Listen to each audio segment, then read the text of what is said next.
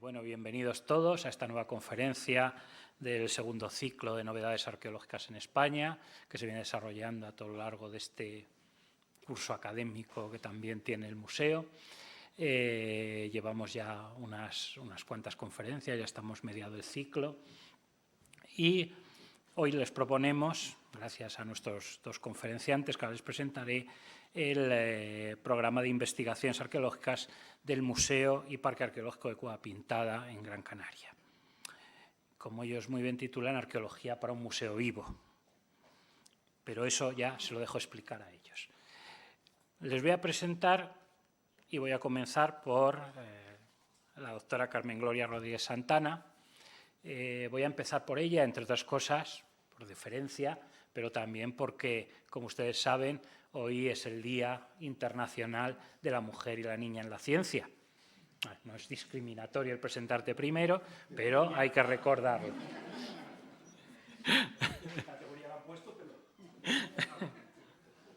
En ambas. Bien, Carmen es doctora en Geografía e Historia por la Universidad de La Laguna, especializada en el estudio de ictiofaunas arqueológicas, un campo en el que ha colaborado en muchos proyectos de investigación en diferentes centros e instituciones. Y hay que decir que su tesis fue Premio Extraordinario de Doctorado de la Universidad de Sección de Humanidades de la Universidad de La Laguna y también Premio de Investigación Viera y Clavijo del Cabildo de Gran Canaria. Como parte de su formación fue becaria del Plan Nacional de Formación Investigador y también en la Universidad de La Laguna y también becaria del Gobierno Autónomo de Canarias en el Laboratorio de Arqueozoología del CNRS en Francia. Pero desde el momento en que hizo su tesis empezó a través de una beca de investigación concedida en el Museo Arqueológico del Puerto de la Cruz, una trayectoria laboral que la ha vinculado a la museología, de la cual, aparte de a lo que se ha dedicado profesionalmente, que luego les contaré, ha sido también profesora del Máster Interuniversitario de Arqueología de las Universidades de La Laguna y Las Palmas de Gran Canaria, precisamente en materias vinculadas con la museología. Desde 1989 ha trabajado en este yacimiento del que vamos a hablar hoy como investigadora y desde 1995 como integrante del equipo responsable del proyecto museológico. Desde 2005 es conservadora de museos del Cabildo de Gran Canaria, adscrita ya directamente al Museo y Parque Arqueológico de la Cueva Pintada y desde el 2014 es su directora conservadora. Aunque no sea el Día del Hombre y el Niño, les presento ahora al profesor Jorge Rubia Pintado, profesor titular y director del Laboratorio de Arqueología, Patrimonio y Tecnologías Emergentes, Instituto de Desarrollo Regional de la Universidad de Castilla-La Mancha, en Ciudad Real. En realidad ya es un viejo conocido nuestro. Hace apenas un par de años estuvo aquí dándonos una conferencia en nuestro anterior ciclo de excavaciones arqueológicas en el extranjero con sus proyectos realizados a lo largo de bastantes años y en bastantes sitios en Marruecos, porque él es especialista en las Islas Canarias y también en el Magreb presahariano. Y en realidad yo creo que lleva vinculado toda la vida a la Cueva Pintada de Gáldar, al menos cuando éramos muy jóvenes y yo le conocí y la excavación la dirigía el profesor Celso Martín de Guzmán, él ya estaba en aquello. Y sigue desde 1986 como responsable de área de arqueología y a partir de 1995 como director del proyecto, que en 2006 culminó con la creación y apertura al público del Museo y Parque Arqueológico de la Cueva Pintada. Y desde su reactivación en 2013 codirige, también con Carmen y con José Ignacio Sánchez Sagasti, los trabajos de campo que se desarrollan de manera interrumpida hasta hoy en ese área arqueológica. Les voy a hablar lo mínimo de la conferencia porque para eso están ellos, para contárnosla.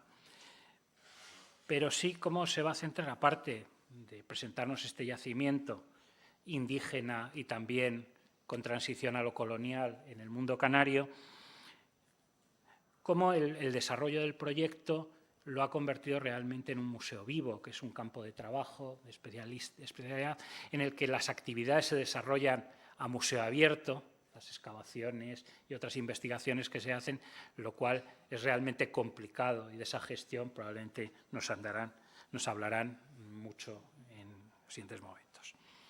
Y sin más, yo dejo ya de seguir hablando y les paso la palabra.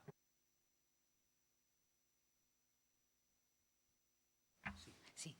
Muchísimas gracias, en primer lugar, a Eduardo por esta presentación y esta acogida, al Museo Arqueológico Nacional por esta invitación, a su director, Andrés Carretero, que esta mañana hemos estado ayer y hoy nos han dejado un huequito para poder terminar de preparar, porque no es fácil, cuando estamos separados, Jorge en la península, yo en Canarias. Y bueno, sobre todo a las personas que se han dignado hoy a venir y dedicar un ratito con esta oferta, que yo cuando llego a Madrid me desespero de todo lo que hay, pues acercarse hasta aquí para escucharnos, para escuchar a Jorge y a mí hablar de la Cueva Pintada. Es siempre una enorme responsabilidad, yo siempre digo lo mismo, ser por un día, ¿no?, los portavoces de lo que es el trabajo de tantos años y de tantas y tantas personas, con lo cual para mí siempre es una responsabilidad enorme, ¿no?, es ser la cara visible e intentar transmitirles el trabajo tan arduo que se ha ido realizando, y bueno, vamos a intentarlo, ¿no?, a lo largo de estas ciento y tantas diapositivas que tendremos que en una hora pues ir pasando.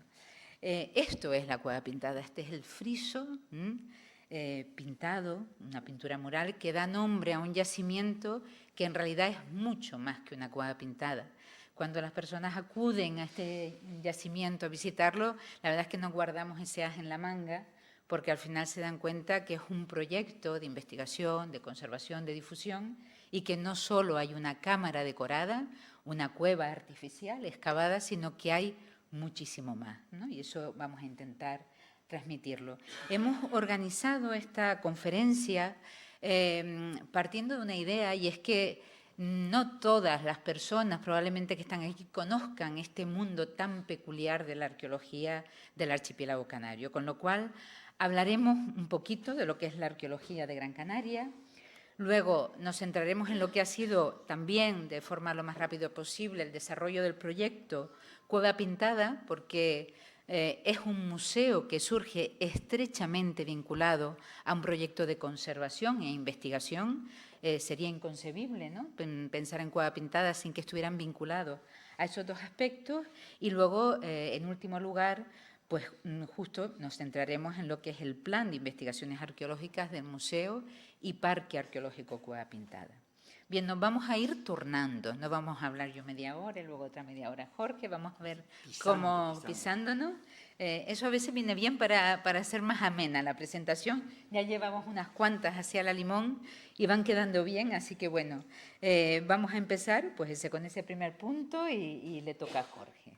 Bueno, pues nada, yo encantado de estar aquí otra vez. Efectivamente, como decía Eduardo hace un ratito, pues bueno, no es que sea un habitual, pero últimamente, por distintas razones, hace más de 2 meses estábamos en una sala muy cercana a esta, en un acto de homenaje a la memoria de Manuel Fernández Miranda, y bueno, pues un placer estar otra vez aquí con antiguos amigos, viejos, algunos antiquísimos y antiquísimas, y un placer ver a tanta gente conocida, a tanta gente amiga, que lo siguen siendo, eso dice bastante, algunos viejos colaboradores de este proyecto, que hace tiempo que no teníamos ocasión de vernos, que la Cueva Pintada nos convoca, y bueno, aunque solo fuera por eso, encantadísimo estar yo aquí.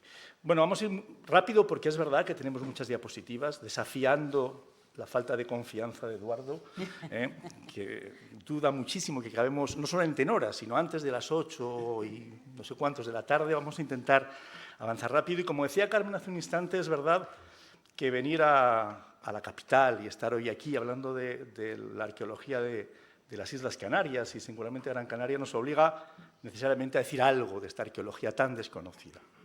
Presente en este museo, con un montaje, bueno, que no deja de tener su polémica, con alguna entidad excepcional, como esa momia de la isla de Tenerife, esa pieza que algún día habrá que darle un tratamiento seguramente más digno, ¿no? Eso es otro debate que hoy no podemos tener aquí. Y bueno, ¿qué les podemos decir muy brevemente de esta arqueología para ponernos un poco en suerte? Bueno, para empezar, que es una isla, que es un archipiélago. Estamos, lo ven en el mapa, a prácticamente 2.000 kilómetros de distancia de las costas de la península, muy al sur, ¿no? ¿Qué poder tienen las imágenes y las representaciones del espacio, de la cartografía, para hacernos construir esa realidad, ¿no?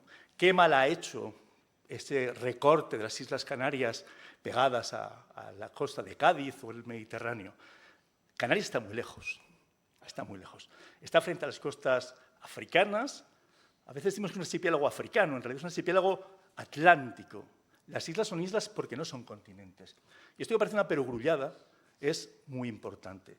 Ya se lo decía el moro Ricote, Sancho Panza, en el Quijote, ¿no? Después del episodio de Ínsula Barataria, ¿no? Que le decía: Sancho, las islas están mar adentro, que no hay ínsulas en tierra firme. Bueno, pues intentar consolar a Sancho después de la enorme decepción, ¿no? De ese episodio de gobierno de la Ínsula de Barataria. Todo esto se lo digo porque para entender esta arqueología, para entender a estas gentes de las que les vamos a hablar a través de sus vestigios, hay que entender lo que es un archipiélago y un archipiélago oceánico.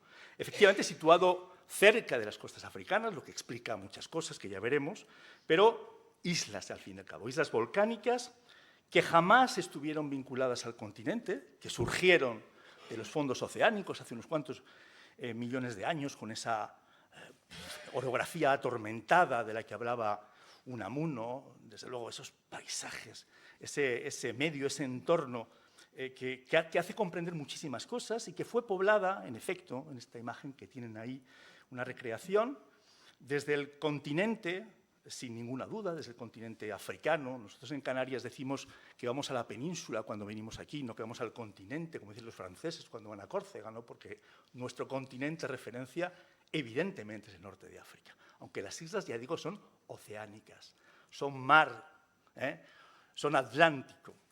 Bien, pobladas, en un momento que ignoramos, desde luego, vamos a hablarles muy poquito de estas gentes y estos tiempos, pues nos da para todo un ciclo de conferencias, no tenemos tiempo. Pobladas, ya digo, o ya decimos, desde el continente en un momento, bueno, que no sabemos determinar con seguridad absoluta, de una forma que tampoco conocemos, cómo llegaron, vinieron solos, los trajeron, cuándo exactamente. Bueno, ya empezamos a ver algunas cosas, ¿no? Probablemente en torno al cambio de era, no podemos descartar arribadas a alguna de las islas anteriores, quizá en época fenicia, algún conocimiento, en época más tardía, en época romana. Bueno, seguramente en el entorno del cambio de era, quizá un poquito más tarde, el conocimiento de las costas africanas, del límite de la frontera de la Mauritania tingitana, hace que las islas vayan siendo frecuentadas y acaben por ser colonizadas de manera durable, permanente. Esto es muy importante. Aquí no hablamos de llegadas ocasionales, de náufragos, de Robinson Crusoe, como a veces se dice, de pioneros que llegan, que se van o que desaparecen en esas islas, sino de un poblamiento y de unas gentes que llegan con la voluntad de colonizar y de quedarse. Llevan animales, llevan plantas, semillas, hasta esquejes de higuera que plantan allí, van hombres y van mujeres. ¿Por qué? ¿Qué les impulsa? Bueno, esto forma de un debate, son grandes enigmas del poblamiento, pero en todo caso, esas gentes que ven ahí en esta imagen, que hemos podido reconstruir gracias a la arqueología, también gracias a los textos, es muy importante para el último momento del mundo prehispánico de estas islas, la posibilidad de disponer, y estamos hablando creo, de un periodo cronológico que ya les he dicho, arranca probablemente en torno al cambio de era, ahora les daré alguna fecha, y culmina con la anexión del archipiélago canario por parte de la Corona de Castilla. La última isla en conquistarse, en ser conquistada, en ser anexionada, en ser sometida, es la isla de Tenerife, en 1496. 4 años después de la caída de Granada y 4 años después de la invención de América. Lo cual explica bastantes cosas de la propia dinámica de colonización de las Islas Canarias. En todo caso, estas gentes que ven ahí representadas y que podemos reconstruir, ya digo, gracias a la arqueología, gracias a los textos, esta posibilidad de disponer de un conjunto importante de documentación escrita, de fuentes narrativas, crónicas, historias, relatos, de fuentes documentales, protocolos notariales, actas de distinto tipo, nos ha brindado la posibilidad de reconstruir, al menos para esta fase final del poblamiento de las islas, que arrancaría con el periodo de contacto con la cristiandad latina, a partir de la segunda mitad del siglo XIV, nos ofrece una base importante para progresar en el conocimiento más allá de los elementos que nos brinda la propia arqueología. Bueno, ¿y qué sabemos de esta gente muy rápidamente? Que efectivamente, desde hace muchísimo tiempo ya lo sabemos, adelántalo antes, son gentes que podemos vincular con las poblaciones norteafricanas, singularmente con esas gentes que llamamos bereberes, en un etnónimo que no es un etnónimo autoimpuesto y que hoy preferimos sustituir por el de amazijes, en castellano, amazigh y mazighem, que es el autoetnónimo que hoy emplean estas poblaciones bereberolantes del norte de África. El bereber es una lengua que no tiene nada que ver con el árabe, o muy poco que ver, bueno, forman parte de una superfamilia, de una gran familia lingüística, llamamos lenguas cámito-semíticas o afroasiáticas, pero son lenguas completamente distintas. Se lo digo, tenemos seguramente esta imagen un poco distorsionada, ¿no?, del norte de África, del Magreb, el propio nombre del Magreb es un topónimo árabe, pero las poblaciones más originarias de las que tenemos constancia hoy en día para el norte de África son estas poblaciones que ven aquí, con estos tipos tan diferentes, tan diversos, son todos ellos bereberohablantes, amazijes y mazighen, que es como se diría en bereber, y seguramente el aspecto de estas gentes, que hemos intentado reconstruir en esas imágenes, se parecería bastante al de estos tipos que ven aquí. Un elemento importante que nos ayuda precisamente a certificar el carácter norteafricano, bereber de estas poblaciones, más allá de lo que nos dice la antropología, la genética de poblaciones, hoy en día toda la paleogenómica, todo ese estudio del ADN, de los códigos genéticos de las poblaciones, no solamente actuales, sino el ADN antiguo, el ADN arqueológico, la paleogenómica, va en esa línea, están certificando algo que ya sabíamos, y es que estas gentes proceden mayoritariamente del norte de África, ya digo en un momento que no podemos precisar, pero que estaría en torno al siglo I, II, III de la era. Bueno, esto que tiene aquí es una inscripción en caracteres líbico-bereberes, es un alfabeto característico, típico del norte de África, no tenemos tiempo de entrar en detalles, que seguramente se emplea para transcribir una lengua líbica. El líbico es la forma primitiva, la forma antigua del bereber, de las lenguas bereberes. Hoy en día, bueno, hablamos de lenguas bereberes, seguramente una veintena de lenguas todas emparentadas, y sabemos por los datos tanto de la toponimia como de los restos de la lengua conservados en esos textos que ya les digo, como bueno, estas inscripciones, los relatos, que efectivamente las lenguas con estas poblaciones son lenguas que podemos emparentar directamente con estas lenguas bereberes o líbico-bereberes para las fases más antiguas, y ahí lo tienen.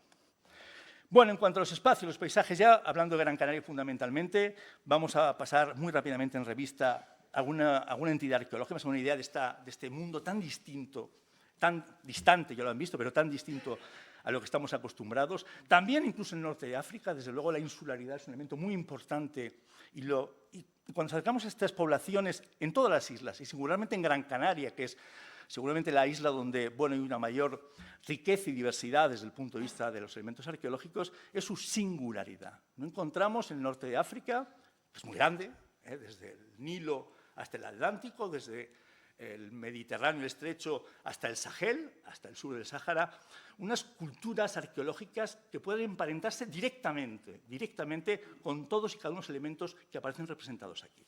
En consecuencia, ya les digo, llama la atención ese carácter tan singular, tan particular, por otro lado, típico de las culturas insulares. Una especie de hipertrofia identitaria en el mundo insular, necesidad de crear identidad isleña. Lo importante no es que estas gentes vengan del norte de África, que lo es, sino cómo, por qué, de qué manera y en qué proceso se hacen isleños e isleñas, se hacen de las islas. Bien, pues ahí tienen hábitats en cuevas, artificiales, naturales, casas de piedra, semisubterráneas, conjuntos notabilísimos como estos graneros fortificados, excavados en la toba volcánica, el mundo funerario en cuevas naturales, en cuevas artificiales, de donde proceden estos fardos funerarios tan característicos que todos, seguramente, y todas han visto alguna vez. Y hablamos de fardos porque en Gran Canaria tenemos cada vez más seguro, hay una seguridad cada vez más notoria, más notable, de que quizá la momificación, estas prácticas destinadas de manera intencionada a preservar el cadáver, no se practicaban tanto tanto como pensábamos. Digan lo que digan los textos escritos, que lo dicen, y digan lo que digan otras evidencias de otras islas. Da la impresión que muchas de las momias, estas que ven aquí, de esos fardos funerarios, en el siglo XIX aparece un término que a mí me gusta mucho, que eran los enzurronados, es decir, cadáveres envueltos en un zurrón, en un fardo funerario.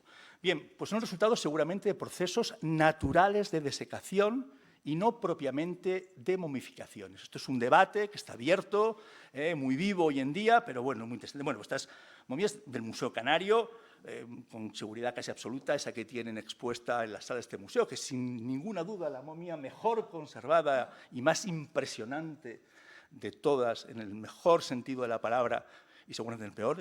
No sé, no quiero hablar de obscenidad, pero en fin, yo cada vez que veo ese cadáver, que es lo que es, ¿no?, me llama mucho la atención verlo ahí en una vitrina. Bueno, ya digo, esto es otro debate. Estaba envuelto en tejidos de junco y de piel como estos que ven aquí. Túmulos funerarios, otro tipo de enterramiento, más reciente, a partir del siglo VII, las cuevas proporcionan dataciones más antiguas, espacios rituales como este que ven aquí, zonas de grabados rupestres, también pinturas, como están viendo aquí, algunas cuevas artificiales como estas que ven, dotadas de un tipo de manifestación muy singular, como estos triángulos manifiestamente púbicos, que están inscritas, esas esculturas en las paredes. Esta es la cueva de los Candiles, una cueva excepcional en la isla de Gran Canaria, otras cuevas decoradas con pinturas, y pongo este ejemplo aquí para, bueno, que nos sirva de pie para hablar de la cueva pintada. En este conjunto de evidencias arqueológicas, este pasado prehispánico de la isla de Gran Canaria, Gáldar, donde se encuentra cueva pintada, es desde luego un ejemplo excepcional. El Gáldar actual, ahí tienen un plano con algunos elementos toponímicos, está superpuesto al antiguo lugar indígena y a la naciente villa colonial. Lo ha hecho hace un momento Eduardo. En Gáldar no solamente asistimos a una presencia notabilísima de las sociedades prehispánicas o canario-amacijes, que además, bueno, tiene una importancia notable en ese momento final. Sabemos que el lugar de Gáldar es una suerte de capital, lo digo por simplificar, prehispánica de la isla, es el solar de los linajes aristocráticos que monopolizan, por lo menos en el momento final, ya digo, segundo tercio del XIV, finales del siglo XV, monopolizan el poder político y religioso de toda la isla. Bien, pues en este lugar de Gáldar, que tienen ahí, que coincide, insisto, con prácticamente el diseño de la ciudad histórica de Gáldar, del casco histórico de Gáldar. No tenemos tiempo para entrar en detalles sobre, bueno, la ocupación, el urbanismo, lo que sabemos gracias a los textos, gracias a la arqueología, pero en fin, en este lugar se asienta además, y esto es muy importante, el contingente de canarios más importante que los Reyes Católicos autorizan a permanecer en la isla hasta la conquista. La isla de Gran Canaria se conquista entre 1478 y 1483, después de 5 años de una guerra cruel, llevada a cabo además por veteranos curtidos en las guerras de Granada, por ejemplo. Es verdad que había homicianos, que había aventureros, pero, en fin, 5 años de guerra que provocan, como pueden imaginar, pues desde el punto de vista poblacional, una situación, bueno, que no podemos menos de calificar de catastrófica, ¿no? Para hablar de genocidio, en fin, bueno, esto es un debate que seguramente tampoco podemos tener aquí ahora mismo, pero bueno, lo que ocurre es que el momento final de la conquista, la sumisión definitiva, se consigue gracias precisamente a la colaboración de una parte de estos linajes aristocráticos que son precisamente los que están asentados en Gáldar. Un jefe local, que las crónicas llaman rey, con su parentela, con sus allegados, con su familia, contribuye, ya digo, decisivamente, como fuerzas auxiliares, conociendo el territorio, a cercenar los últimos focos de resistencia indígena, ya que la isla pueda ser definitivamente sometida. Y gracias a esto es autorizado a permanecer desde Gran Canaria en el lugar de Gáldar, que es donde vivía. Es decir, que Gáldar no solamente es un núcleo importantísimo en época prehispánica, sino que es el lugar donde permanecen los últimos indígenas de Gran Canaria en el momento final. La mayoría son deportados, son exiliados, muchos vuelven con el tiempo, esto es verdad, y avecindándose en Gáldar, en otros lugares de la isla, en Tenerife también, donde además también colaboran con la conquista, con las tropas castellanas, en La Palma, en Tenerife, en fin, un lugar importante que se convierte poco a poco en una villa colonial. Ahí tienen una imagen del siglo XIX y, bueno, sabemos desde el momento mismo de la conquista, gracias a los textos de los que les he hablado, de la importancia de este lugar, del lugar de Gáldar, pero es verdad que desde el punto de vista arqueológico el conocimiento de esta zona arranca del siglo XIX, esa imagen que han visto antes, y desde el primer momento, de los primeros compases del siglo XIX, la referencia recurrente de esa arqueología prehispánica, de esa arqueología indígena, de esa arqueología canaria de Macijé, es esta cueva que ha presentado antes Carmen, esta cueva pintada, que da nombre a todo el conjunto, ya lo ha dicho ella, una cueva excavada de la toba volcánica,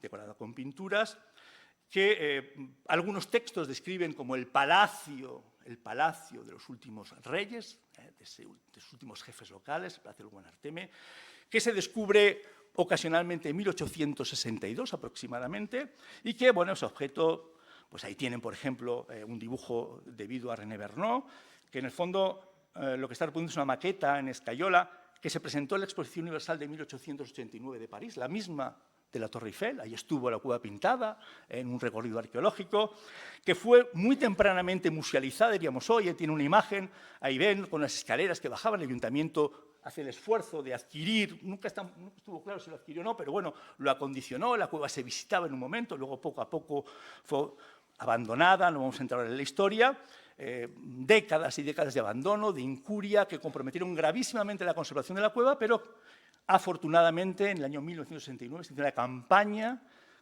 un siglo y algo después de su descubrimiento, para recuperar la cueva.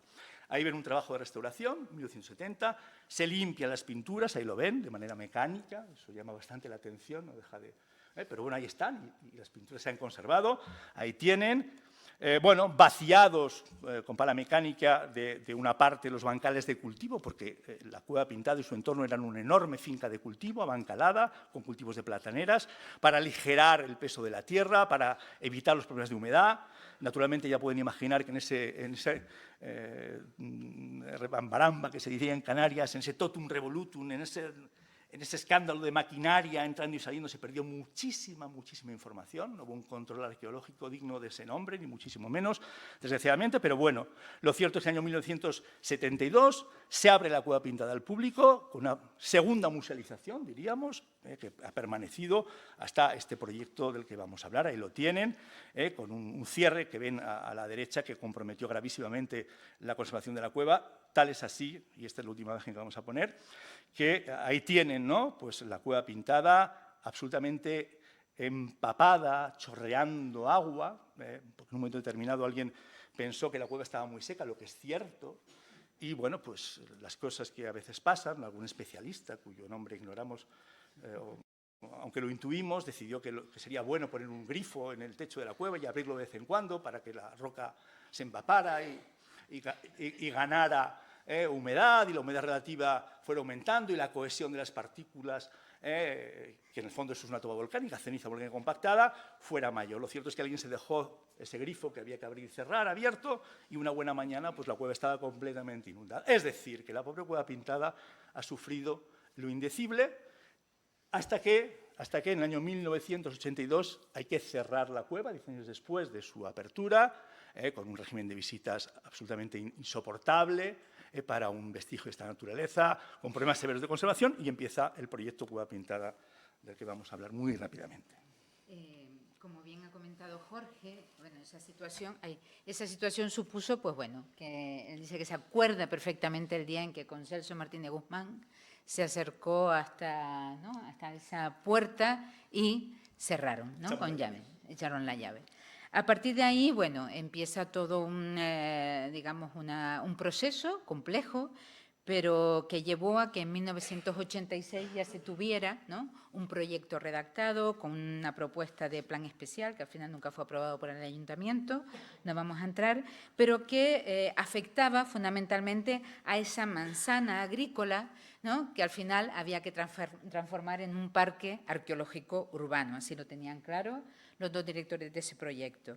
Teniendo en cuenta, como ha dicho Jorge, que las fuentes documentales hablaban de ese Agáldar prehispánico, pues era evidente que lo primero y lo sustancial era, para evitar el deterioro de la cueva, ya ven ahí ese techo blanco que ven es el techo de la cueva pintada. Lo primero era retirar, ¿no?, todas las plataneras, como decimos nosotros, la platanera cuando la gente llega con los bananos, ¿no?, pero bueno, las plataneras sobre la cueva para evitar el riego y empezar a hacer toda una serie de sondeos para ver si por casualidad había algo en torno a ese conjunto rupestre, ¿no?, que pudiera pues desvelar algo más sobre ese agaldar indígena. Bueno, se hicieron prospecciones geoeléctricas, georradar, magnéticas de todo tipo y empezaron a aparecer perturbaciones y se empezaron a hacer sondeos que, bueno, que ahí ven justamente los sondeos del año 87, que aquí, bueno, tenemos a uno de los protagonistas y a otra protagonista también de esos momentos, de Augusto, bueno, iniciales de empezar a excavar. A mí me gusta mucho esta foto porque vamos viendo cómo se excavaba en aquel momento y ya verán cómo excavamos ahora, claro. Papel milimetrado, las plomadas, ¿no? Y entonces, bueno, se empezó a excavar y, bueno, una campaña fue sucediéndose a la otra, desmontando bancales, porque lo que empezó a aparecer fue realmente todo un caserío en torno a esa cámara decorada que nos estaba hablando efectivamente de lo que fue esa población canario-amasije que habitó en este lugar de Agaldar. Y por otro lado, se veía por fin la oportunidad de poder empezar a contextualizar lo que, como bien ha dicho Jorge, en 1970 pues se había perdido completamente la oportunidad, no se habían recuperado casi evidencias, estaban, bueno, en el ayuntamiento almacenadas, algunas se llevaron al Museo Canario, no se había podido datar, no había planimetrías y, bueno, esto brindaba la oportunidad de empezar a trabajar en torno a este espacio y a cómo vivían las gentes que lo poblaban. Los repertorios pues son muy abundantes y, bueno, hemos cogido algunos representativos, unas cerámicas modeladas a mano, realmente espectaculares. Algunas fueron restauradas aquí por Fátima Ripoll, que está aquí. Sí, sí. Estas pintaderas, esos sellos de barro únicos tenemos, bueno, lógicamente hemos excavado 20 años, la mejor colección de sellos pintaderas de la isla de Gran Canaria, con esa forma geométrica que se repiten, ¿no?, de una forma obsesiva, atávica, en la cultura prehispánica de Gran Canaria. Y la excepción, ¿no?, dentro de esos repertorios cerámicas, pues sería a esa geometría que lo invade todo, pues son esas figurillas, esas terracotas prehispánicas idolillos, siempre lo hemos llamado ídolos, no sabemos si lo eran o no, quizás eran simples amuletos, la mayoría, ¿no?, antropomorfos y la mayoría femeninos, siempre con unas representaciones muy llamativas, con esos grandes vientres, los ombligos, los senos, en fin, y el sexo siempre marcado.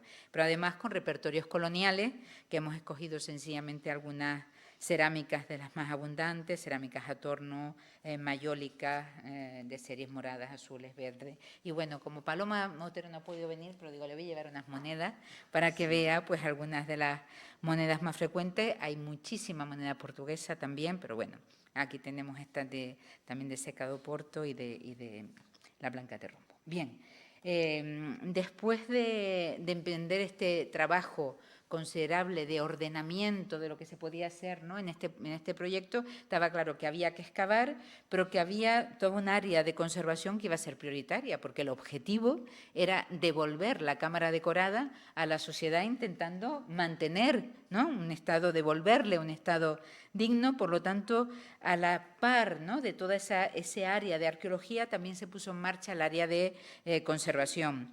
Se hicieron estudios de todo tipo. Aquí estamos viendo cómo se estaba realizando en ese momento un estudio de georradar. Vicente Soler, del CSIC, y el equipo que trabajaba con él, pues se ponen en marcha también para ver todo lo que tiene que ver con la sismografía, los controles microclimáticos, porque la cámara a veces nos preocupaba mucho las pinturas, pero casi lo más grave a la hora de intentar, ¿no?, la conservación de este espacio es el propio soporte. La toba volcánica no es sino ceniza, ¿no?, volcánica compactada. Entonces el grano es extremadamente frágil, con lo cual es cierto, siempre recuerdo a Manolo Hoyos cuando entraba y decía, ¿qué pinturas? Y que nada, aquí lo que hay que mirar son estas grietas, ¿no?, y estos cómo está hojaldrado este techo y que dentro de poco se les va a quedar y las pinturas no van a valer de nada, porque lo que no van a tener es techo. Pues entonces se tuvo especial atención, ¿no? en No esta decía área. así, Manolo, yo lo han conocido y ese Bueno, al final como decía las cosas, ¿no? Sí. Esos son escarados canarios como se ha caído siempre. Sí, sí, eso decía, eso decía.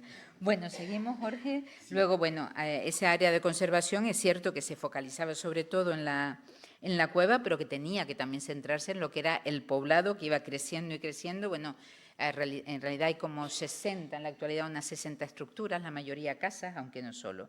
Y área de arqueología, área de conservación, y claro, ya tenía que entrar en un determinado momento en juego el área de arquitectura.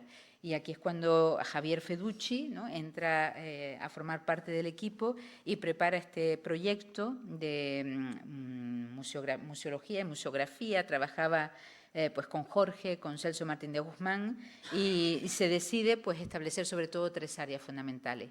El área del museo, que él llamaba, ¿no? igual que con Celso, antiquarium, el deambulatorium, que daría, ¿no? la vuelta a todo el yacimiento, permitiría su contemplación, y el templum, que sería el lugar, ¿no? en donde estaría pues la cámara decorada y que el visitante debería contemplar. Bien, los trabajos se fueron sucediendo, una obra muy, muy compleja y además con el desafío de hacer el yacimiento absolutamente accesible, con lo cual los núcleos de comunicación vertical tenían que ser estudiados para salvar una pendiente de un 20%, ¿no? entre la zona norte y sur del poblado. Bueno, otro elemento fundamental era la cubierta, porque, como bien decía, siempre recuerdo a Sergio Sánchez, ¿no? nuestro colega del Museo de Ciencias Naturales, del CSIC, cuando decía, es que aquí no tienen otra opción, o cubres, es decir, o lo entierras o le pones una cubierta, porque si no se quedarán sin yacimiento. Entonces, realmente, hasta que no se acabó esta cubierta, nosotros no vimos completamente el poblado, porque a medida que se fue cubriendo y cuando se terminó, empezamos de nuevo ya a recuperar las estructuras para empezar a trabajar en ella. La obra muy compleja, aquí le hemos puesto un antes y un después, ¿no? de lo que es pues, uno de esos núcleos de comunicación vertical, y uno de los elementos claves pues, era la cueva pintada.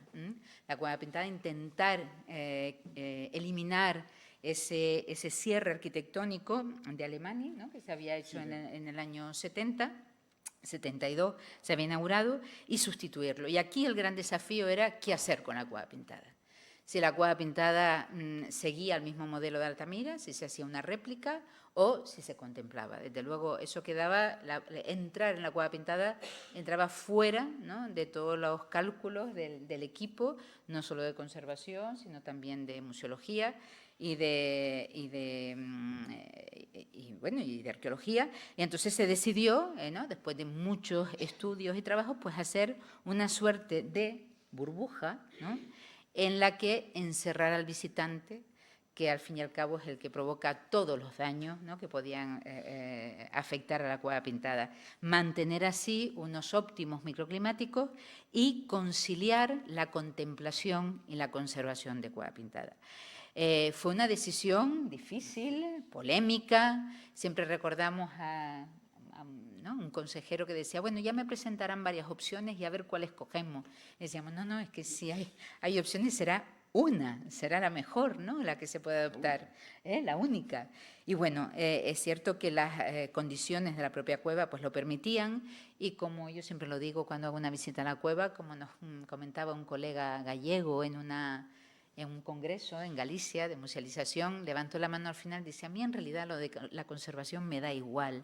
A mí lo que me parece genial es haber encerrado al visitante en la vitrina y que sea el pasado el que lo contemple, ¿no? Es decir, ese juego de alteridades, de imaginarte, ¿no? Porque es verdad que la cueva pintada tiene esa magia, cuando entramos hablamos bajito, yo no puedo seguir hablando en el mismo tono, y bueno, pues ahí está esa cámara decorada, y es la realidad del Museo y Parque Arqueológico Cueva Pintada, que hoy, bueno, está en el centro de Galdar, es una gran ventaja también, y bueno, aquí tienen la entrada al museo, el propio parque, y este es el aspecto que tiene de día. Y ahora tenía ganas de traerles una noche, como hemos hecho el año pasado, el gran cambio de iluminación gracias al proyecto de Miguel Ángel Rodríguez Lorite, de Intervento, y bueno, ha sido duro, pero ha salido adelante, pues bueno, también disponible para esas visitas nocturnas en las que disfrutar de otra experiencia. Bien, Pasamos al último punto, el plan de investigaciones arqueológicas del Museo Parque Arqueológico Cueva Pintada, porque realmente este plan, y es lo que queríamos dejarle o explicarle, es que quisimos plantear, a ver, vale.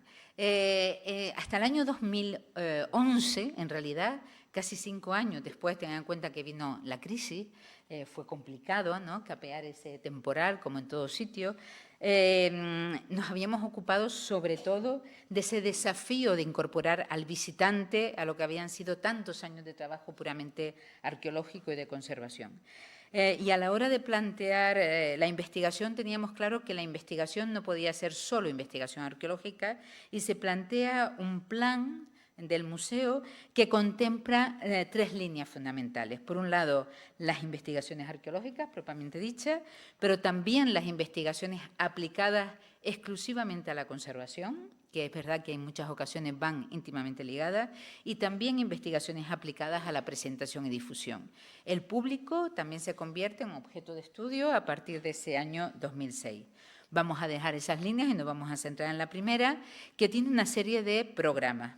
Y esos programas pues los hemos dividido en todo lo que concierne a la documentación y estudio de las entidades arqueológicas, las colecciones de bienes muebles e inmuebles. Y nos detenemos aquí un pequeño momento porque este programa tiene a su vez sus proyectos.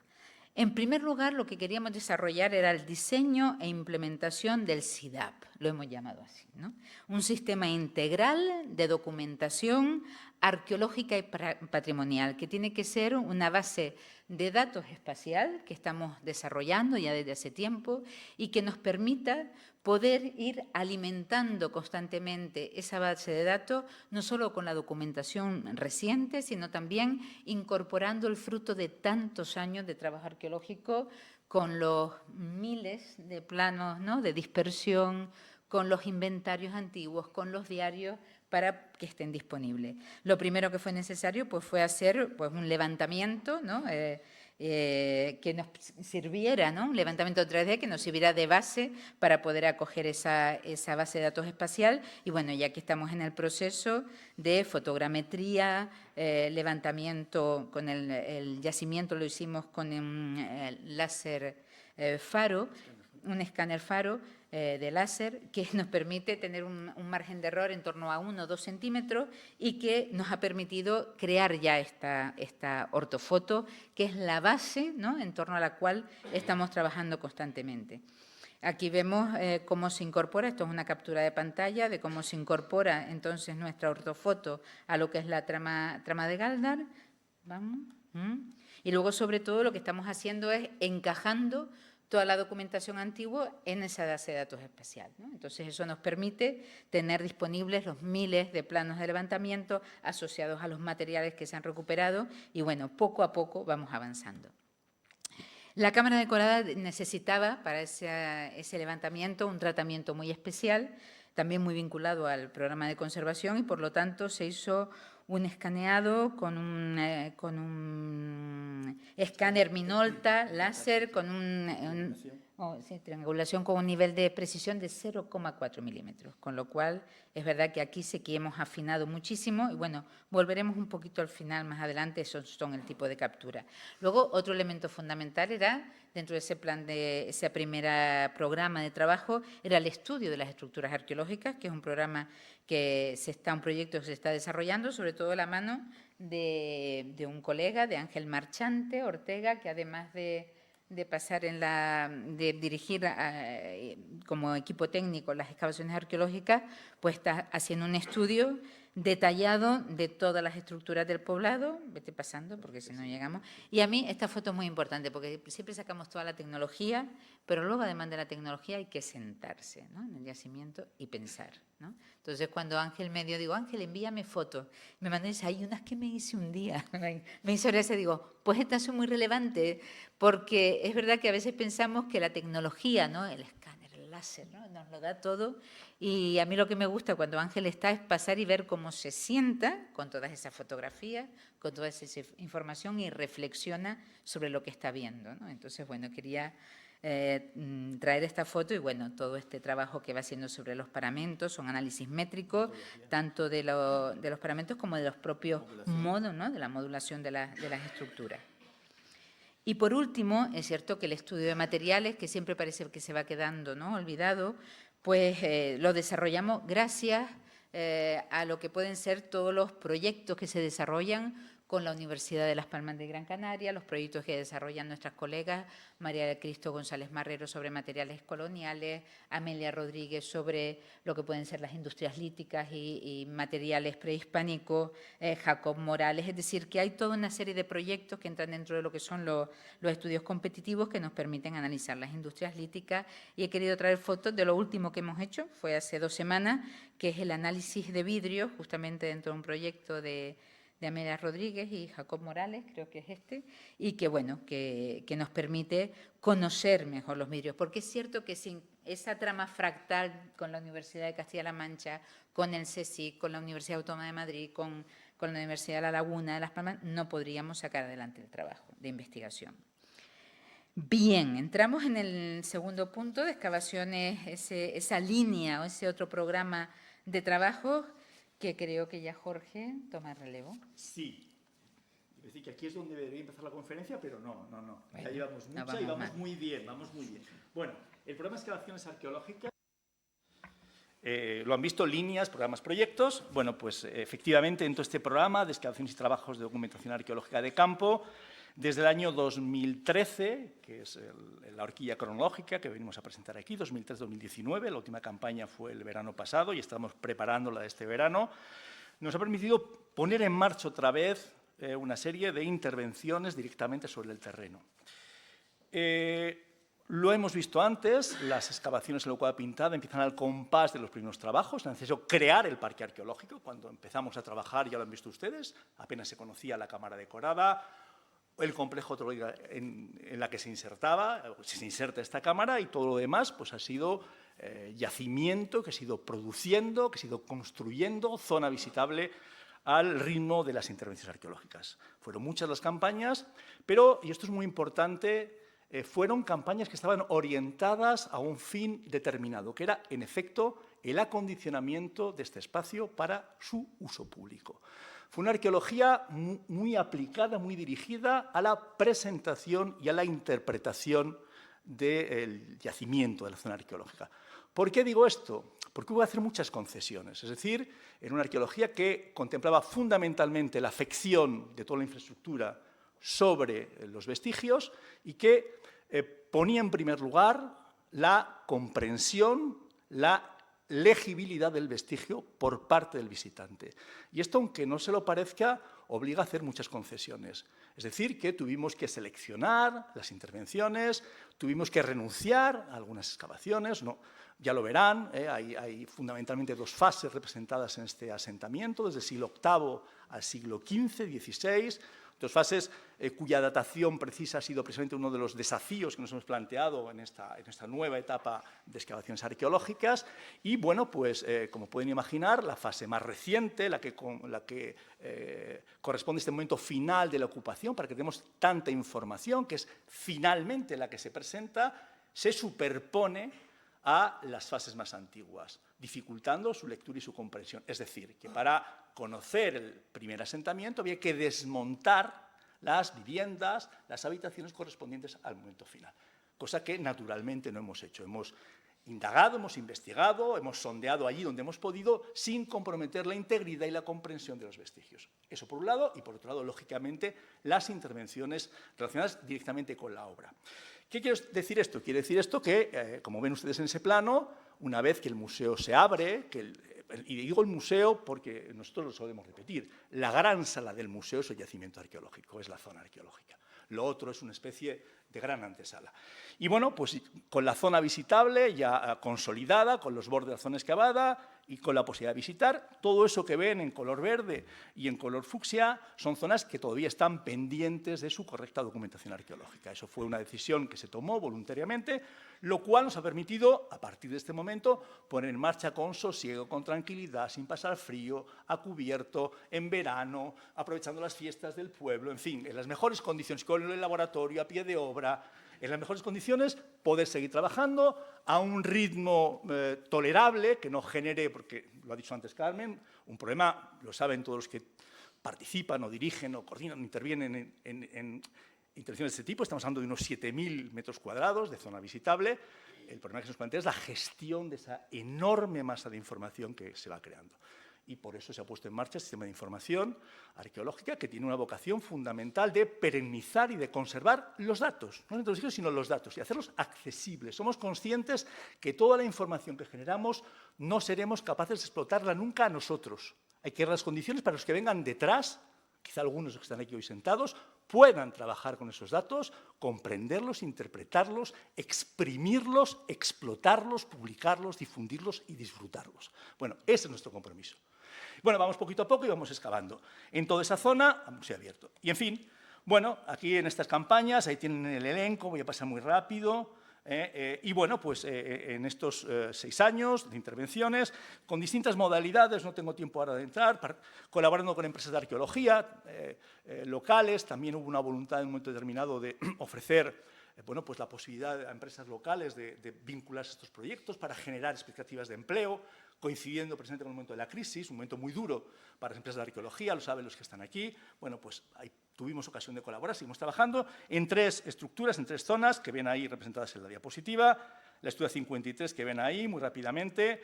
Bueno, pues eso es una estructura que apenas se documentó en las primeras fases del proyecto, cuando se abrió el museo, en el año 2006, y que hemos podido documentar, una estructura muy singular. Voy a pasar muy rápidamente. En realidad, aquí aparecen representadas estas 2 fases. Se lo he dicho antes, entre las prioridades de estas intervenciones puntuales, que vamos haciendo poquito a poco, están desvelar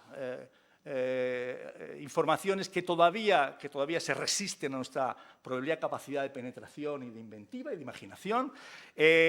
Y, sobre todo, certificar de manera clara cuál es la secuencia cronológica de asentamientos. He dicho antes, tenemos fechas del siglo VII, siglo VIII, la invasión islámica, hasta el siglo XV, los reyes católicos, vaya. Hacemos arqueología medieval. Bueno, el otro día nos decía ayer un colega, ¿no? Cronológicamente, una arqueología medieval muy particular, pero es medieval. Bueno, pues en esta secuencia de aproximadamente 8 siglos tenemos 2 fases bien documentadas. Una arranca en el siglo VII, y la última acaba en el siglo XV y XVI. El problema está precisamente en la transición entre la primera y la segunda, y en eso estamos en una prioridad. Bueno, pues hemos tenido la oportunidad de excavar estructuras que presentan precisamente las 2 fases con transformaciones sustanciales. Esta es una de ellas, lo ven ahí, esto es una antigua estructura de almacenamiento. Ven ahí algunos de los silos en la imagen, que fue transformada en un momento ulterior en una vivienda, en una habitación. Voy a pasar muy rápidamente, ahí tiene, lo decía antes Carmen, bueno, pues luego nos ayuda la fotogrametría, el escáner láser, toda modelización geométrica, pero bueno, ahí seguimos de vez en cuando con nuestro papel y nuestro lápiz, no, de vez en cuando mucho con nuestro papel y nuestro lápiz, imaginando, ahí tienen, bueno, estas herramientas no os voy a presentar, yo creo que se ha convertido en algo ubicuo, en algo normal. Fotogramétrica es ni más ni menos fotografía métrica, una fotografía que nos permite medir directamente sobre la imagen, hacer secciones, como ven aquí. Bueno, y estructura que hemos podido datar, ahí tienen las dataciones, una argamasa, un mortero, es un asunto muy interesante, estas argamasas, los morteros, el proceso de fabricación, hay un ligante, una especie de cal, no llega a ser cal porque no hay una reducción térmica que llega a los 900 grados, pero es material, es carbonato cálcico termoalterado que se mezcla con arena, con áridos, para fabricar una especie de argamasa, bueno, una argamasa que no llega a ser cal. Bueno, esa argamasa contiene inclusiones a veces de semillas, de carbones que hemos podido fechar, y bueno, ahí tenemos una fecha muy interesante del siglo 900-1026, siglo IX, siglo XI, que corresponde a esta primera fase, el momento de la excavación y el acondicionamiento de esos silos, y posteriormente, y lo ven ustedes, 1415, 1450, aquí una semilla de cebado, un material perfecto para datar, un vegetal de ciclo corto, que nos indica claramente que esa casa funcionó, por lo menos ya transformada en vivienda, durante la primera mitad del siglo XV. Ya lo ven ahí, estudios muy interesantes de micromorfología de suelos para, bueno, pues intentar rastrear la función, desde luego todo lo que es la arqueometría, no vamos a hablar, bueno, no les voy a descubrir ahora lo que es la arqueometría, el volumen importante de documentación, tampoco hay que dejarse deslumbrar por la arqueometría, ¿no? En fin, pero bueno, da datos, y aquí particularmente análisis de los suelos, lo están viendo aquí, pues los componentes de los suelos, láminas delgadas, estudiamos cortes muy finos de los suelos, y un dato, por ejemplo, este que tienen aquí. Miren, ahí eso que está resaltado en ese círculo, lo llamamos un fitolito, u ópalo de las plantas. Es una estructura mineral que tienen todas las plantas y que, como es mineral, se conserva muy bien. A diferencia de lo que pasa con la materia orgánica, desaparece. Bueno, ese fitolito, que tiene una anatomía muy particular, es un fitolito de junco. Eso está indicando que sobre ese suelo, en un momento determinado, hubo juncos. Sabemos por los textos escritos que algunas de las que están literalmente forradas con esteras de junco. Bueno, lo sabíamos por los textos y aquí tenemos la certificación arqueológica de que efectivamente en ese suelo acondicionado hubo una estera de junco. Bien, el material, bueno, muy rápidamente. Los materiales siguen siendo más o menos lo que estábamos viendo con anterioridad, pequeñas cabecitas de idolillos, pintaderas muy llamativas y eso, colecciones canarias masijes, pero también interesantes repertorios coloniales o ya hispano-canarios, porque es cierto que a veces es fundamental saber si han llegado antes, ¿no?, del 1483 o no. Entonces, bueno, esa fecha siempre es muy importante. Luego con elementos muy peculiares como pueden ser este hallazgo de un machete, que bueno, la suerte también de poder contar siempre en las excavaciones con la restauradora, que ya desde hace 1 año y medio tenemos en plantilla, afortunadamente, que interviene directamente todos los objetos que se van encontrando y en este caso, pues bueno, ese machete vinculado al trabajo del azúcar, de los ingenios azucareros, que, bueno, como bien sabe, fue el oro blanco después de la conquista de Canarias, pues bueno, los ingendios en las plantaciones de caña eran fundamentales. Seguimos. Bueno, otra estructura, lo tienen ahí, lo que llamamos la estructura 12, están todas numeradas. Otra estructura que nos... Bueno, primero, estaba en un lugar interesante porque lo comentará Carmen a continuación. También a la hora de decidir las zonas de intervención no solamente cuentan los criterios puramente científicos, de producción de conocimiento, de resolver dudas, de aportar nueva información, sino además de que la excavación arqueológica se convierte en un recurso museográfico, la posibilidad de visitar las excavaciones a museo abierto. Bueno, pues esta es una zona de recorrido muy interesante. Bueno, y otra vez el mismo problema, una estructura reutilizada en que aparecen los dos momentos cuya cronología precisa pretendíamos fechar. Ahí tienen cómo estaba la estructura cuando empiezan los trabajos, el desarrollo de los mismos. Ahí tienen, ¿no?, una excavación paciente, muy técnica, con las brochitas, el aspirador, en fin, muy cómoda. Pero bueno, pues también, lógicamente, exige su esfuerzo. Ahí tienen ese pavimento perfectamente limpio y presentado, consolidado, porque la idea también, lógicamente, es que estas entidades arqueológicas puedan incorporarse al discurso museográfico y a las visitas. Y ahí tienen, si ven al fondo una oquedad que corresponde a una cavidad. Aquí la vemos desde dentro, la imagen de la izquierda, lo van a ver aquí muy bien. Ahí ven la planta, ahí ven perfectamente la casa, esa casa de planta cruciforme y esa cueva anexa, que no parece que funcionara solidariamente con la vivienda en ningún momento, es en consecuencia anterior, que pudimos excavar, en todo el proceso de amortización, que nos marca claramente la transición entre las dos fases, entre la cueva, que es la más antigua, la casa, que es la más reciente, voy a pasar muy rápidamente. Ahí tienen cómo esa cueva se amortiza, incluso utilizando, lo ven, una muela volandera de un molino de mano, de un molino giratorio, por otra parte un elemento muy característico de los equipamientos materiales de las sociedades indígenas prehispánicas, canadienses, como quieran, de Gran Canaria. Ahí tienen esa imagen que se colocó manifiestamente para cegar la entrada en la segunda ocupación. Aquí se ve muy bien, ¿no?, cómo esa entrada, esa imagen tomada desde dentro, cómo esa entrada fue cegada. Hacia el exterior está la vivienda, tiene la planta, es de una cavidad intencionalmente excavada en la roca, una cueva artificial, rupestre, y ahí tienen dos dataciones de carbono 14 que se han obtenido de la cueva, la más antigua, siglo VII, en fechas calibradas, siglo IX, corresponde al momento de la excavación. Hemos podido fechar una argamasa, un carbón de laurel. Ya sabéis que los carbones de maderas siempre plantean problemas, de maderas longevas, de maderas reutilizadas, pero bueno, la lauracia no es una madera especialmente resistente, el laurel no como el pino, y luego el momento de ocupación, una vez más, ya lo tienen, siglo XV, 1400, 1440. Y luego, bueno, pues la última estructura en la que todavía estamos trabajando, la estructura 61, una vez más, ahí lo tienen, una estructura situada en el recorrido, que manifiestamente, bueno, pues, ofrece un enorme interés al presentar evidencias de transformaciones importantes. Bueno, unas imágenes muy rápidamente. Ahí tienen, ¿no?, esos dos espacios que funcionan solidariamente en el momento final, cuya relación desde el punto de vista constructivo parece clara por los enjarjados de los muros, pero cuya relación funcional todavía no tenemos muy clara porque estamos trabajando en este momento en ellos. Ahí tienen, bueno, pues toda la documentación fotogramétrica, el estudio de aparejos, no tenemos tiempo para entrar en detalles, y ahí tienen claramente se ve, ¿no? Lo que tienen a la izquierda es una estructura aparejada con sillarejo de toba, es decir, con piedra de labra tallada. La que está más hacia la derecha, aparecen elementos de toba, pero son sobre todo mampuestos, apenas escuadrados, también bolos de basalto. En un momento determinado se han enjarjado los muros y aparecen restos de pintura que ven ahí, pintura original, pintura de época prehispánica o de la naciente villa hispano-canaria. Seguramente esta casa, por los indicios que tenemos, pervive ya en época de la colonización castellana, finales del 15, principios del 16. Algo de materiales, muy rápidamente.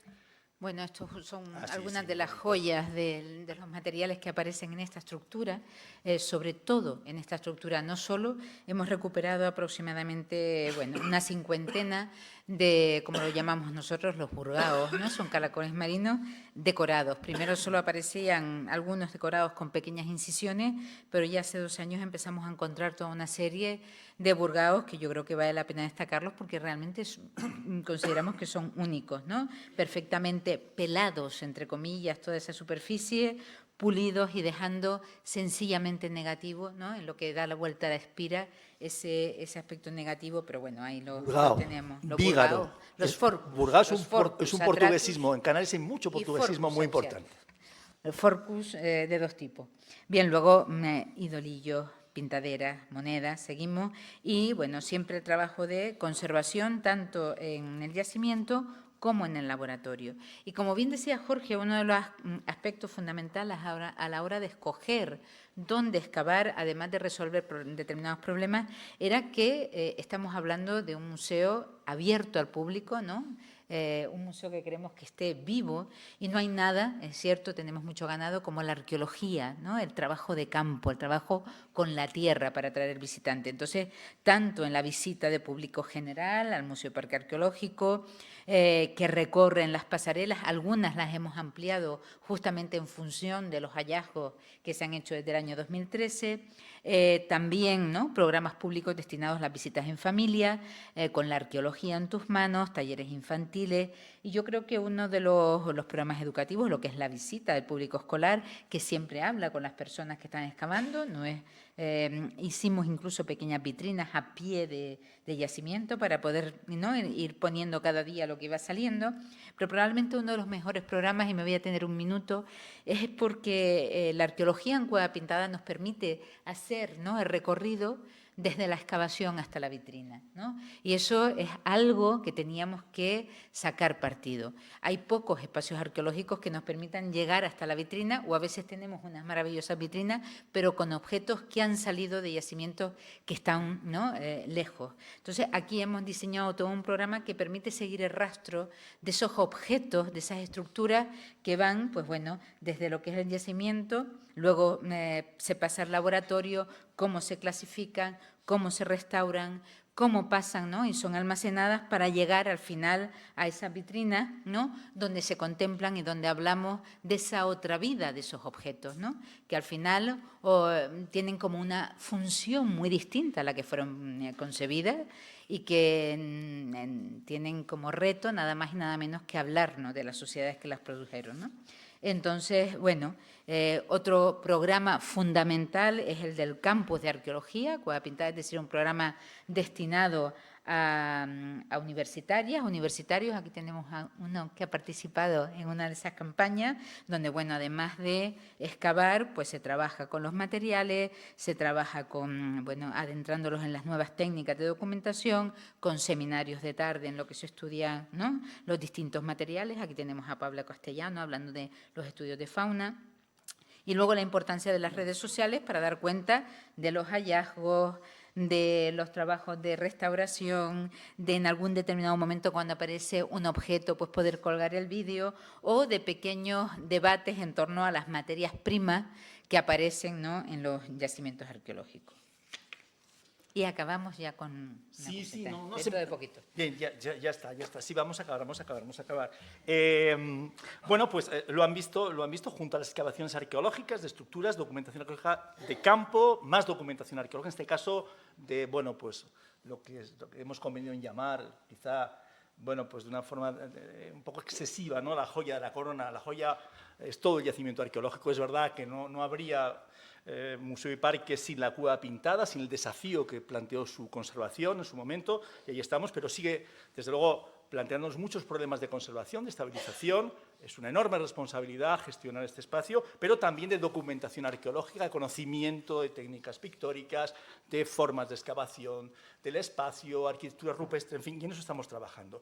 Esto es un trabajo paralelo al de las propias excavaciones. Ahí tiene, bueno, un esquema, ¿no?, de ese sistema de documentación integral solamente para cámara policromada, en que estamos, al que estamos volcando toda la información que hemos ido produciendo, de los análisis de pigmentos, de parámetros ambientales que se han ido haciendo, análisis petrográficos, físico-químicos, y luego, bueno, pues un módulo especial que ya veremos, ahí lo tienen, ¿no?, pues los aparatos de registro tanto de temperatura, de humedad, de polvo en suspensión, de radón, no tengo tiempo de entrar ahora en demasiados detalles, estos análisis más convencionales, y luego, bueno, pues un poco el asunto fundamental de esta parte del proyecto en estos años es ese módulo que tienen resaltado en ese especie de rectángulo de esquinas redondeadas, que es la modelización geométrica, estudios espectroradiométricos y análisis de imagen, y un módulo de la geodatabase del sistema de información destinado solamente a la Cueva Pintada. Aquí tienen, lo hemos presentado antes muy rápidamente, un trabajo de modelización, de escaneado láser, un escáner de alta resolución de triangulación. Hablamos de alta resolución y alta precisión, en una resolución que la precisión no tengo tiempo, precisiones métricas, resoluciones en píxel, para que se den cuenta de lo que estamos hablando. Los píxeles de este modelo tridimensional obtenido con este escáner de triangulación tiene un lado de 0,4 milímetros, medio milímetro, es decir, todo lo que es mayor de 0 milímetros aparece registrado. Esto nos ha brindado la posibilidad de disponer, no tengo demasiado tiempo, de un modelo, de una maqueta virtual, para que lo entiendan, con ese nivel de precisión, de tal manera que nosotros podemos estudiar la cueva, sobre todo su configuración, las marcas de trabajo, la fisuración, a partir del modelo, sin necesidad de entrar en la cueva, de trabajar en la cueva y someterlo a un estrés evidente, que es la presencia detrás de la burbuja, respiración, emanaciones de CO2, calor, y en consecuencia, bueno, es una herramienta fundamental de trabajo para nosotros, y luego de preservación. Luego, pues por supuesto, ahí lo tienen, un escaneado tradicional, con un escáner faro, con otra resolución distinta, que nos permite también tener un modelo, estamos hablando aquí de resoluciones de en torno a 2 centímetros, de lado de píxel, tamaño de píxel. Desde luego no es la resolución del escáner de triangulación, pero además la triangulación solo la hemos hecho para la zona decorada con los paneles. Muy interesante el calco digital, en el que acabamos de trabajar, ahí lo tienen, ahí tiene el modelo tridimensional sin texturizar sobre el que se integran ese calco, ahí tienen imágenes del calco, muy rápidamente, que nos está permitiendo ver motivos que desconocíamos, no tenemos tiempo. Muy interesante también tu trabajo con Gigapixel, esos mosaicos fotográficos que proporcionan una resolución y un poder de zoom realmente sorprendente. Ahí lo tienen, vamos acercándonos. Porque si esto lo hace solo. Ahí lo ven, 25%, 33%, 50%, 100%, 150, 200, 250, 300. Hasta ahí estamos trabajando. 300 veces el tamaño real de la imagen. Y luego, muy rápidamente, naturalmente, vamos a usar de otra manera, y lo digo porque bueno, estamos ya en esa frontera, trabajar en espectro no visible. No tengo tiempo de entrar ahora a hablar de espectro electromagnético, pero saben ustedes que la luz, nosotros vemos porque hay luz, es luz blanca, se mueve en esa banda que va del rojo al violeta, más arriba el ultravioleta, más abajo el ultravioleta, más arriba del rojo, el infrarrojo. Bueno, pues por encima del rojo, lo están viendo ahí, y por debajo del violeta hay aparatos, hay sistemas, hay cámaras que capturan imágenes en esas longitudes de onda que no percibe el ojo humano, para que lo entendamos muy rápidamente. Bueno, estamos trabajando desde la radiometría, ahí lo tienen, con cámaras hiperespectrales especialmente diseñadas para, sobre esas imágenes que capturan nuestras cámaras, ver lo que no podemos ver a ojo desnudo, por mucho que iluminemos esos paneles. Y bueno, pues ahí tenemos los análisis con las firmas espectrales. Cada material tiene una firma, tiene unas características de reflectancia y de radiancia que hacen que tenga una firma característica particular, y gracias a esa firma podemos identificar de qué se trata. Ahí tienen eso que ven es una cámara hiperespectral que se diseñó ex professo para este proyecto y con la que estamos trabajando para obtener cosas como esta. No tengo ahora tiempo de entrar en más detalles, pero ahí tienen, simplemente estamos trabajando iluminando, porque el elemento crítico es la iluminación, iluminamos en las longitudes de onda que captan las cámaras para los materiales que nos interesa identificar. Y obtenemos cosas como esta, los pigmentos rojos, los pigmentos blancos, el soporte. En eso estamos trabajando, es un proyecto que está en marcha y estamos todavía pendientes de resultados definitivos. Y acabamos con esos aforismos que tan estupendos de Wagensberg. Y bueno, la trascendencia de un museo no se mide por el número de visitantes, sino por la conversación que genera, y nosotros confiamos en despertar en ustedes algo de conversación. Porque ha sido un monólogo hasta ahora. Muchas gracias. Dos diálogos. Bueno, ahí hemos estado, ¿no? Hemos estado. Bueno, les declaro ya que son mis héroes, porque 160 diapositivas en muy poquito más de una hora ha sido, y siento la velocidad a la que les hemos hecho hablar, pero ahora claramente es su momento. Ahora pueden ustedes preguntar todo lo que quieren. Si no, damos otra charla, que la tenemos aquí. Si no hay diálogo, debate. No sabemos resumir a veces. Sí, perdón. Les quería preguntar si por lo que conocen hasta ahora podrían decir hasta qué punto coincide o no la secuencia cronológica de este yacimiento con la de Risco Caído. Perdón.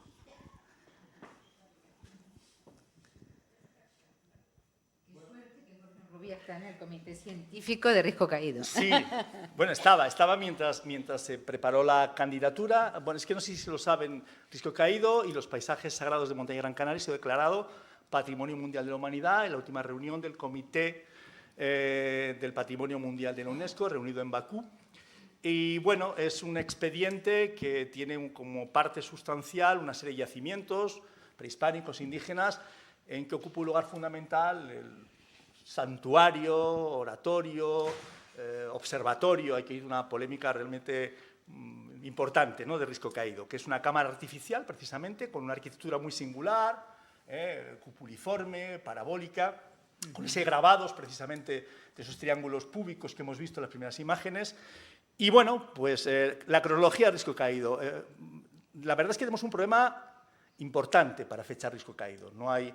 Yo no dudo que, ni mucho menos, que sea prehispánico en su origen.